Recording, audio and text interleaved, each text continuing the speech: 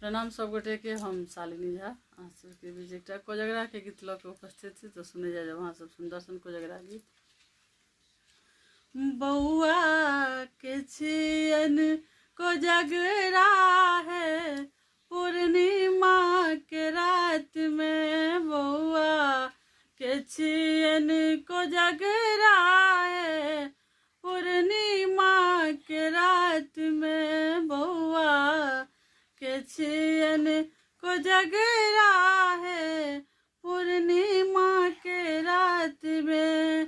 कथी के जूता कथी के छाता, कथी के जूता कथी के छाता, कोने खराम चर चलता बउआ, कोने खराम चर चलता है, कौन खराम चढ़ चलता है पूर्णिमा के रात में, कौन खराम चढ़ चलता है पूर्णिमा के रात में।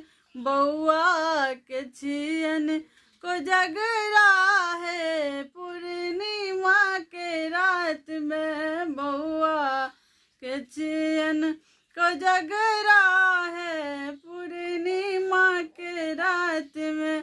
सोने के जूता रुपए के छाता, सोने के जूता रुपए के छाता, झुनकी खराम चर चलता है, झुनकी खराम चर चलता है पूर्णिमा के रात में, झुनके खराम चर चलता है पूर्णिमा के रात में।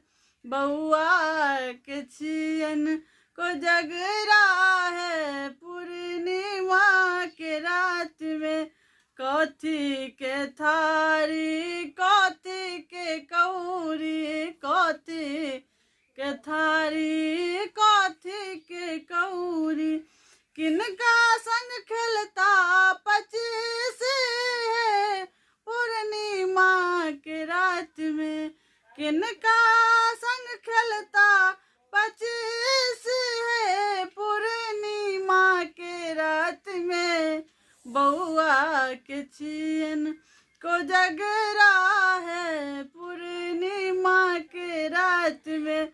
सोने के थारी चांदी के कौड़ी, सोने के थारी चांदी के कौड़ी, सोने के थारी चांदी के कौड़ी, भौजी संग खेलता 25 है पूर्णिमा के रात में, सारे संग खेलता 25 है पूर्णिमा के रात में। बउआ के छियन कोजगरा है पूर्णिमा के रात में, बउआ के छियन कोजगरा है पूर्णिमा के रात में, बउआ के छियन कोजगरा है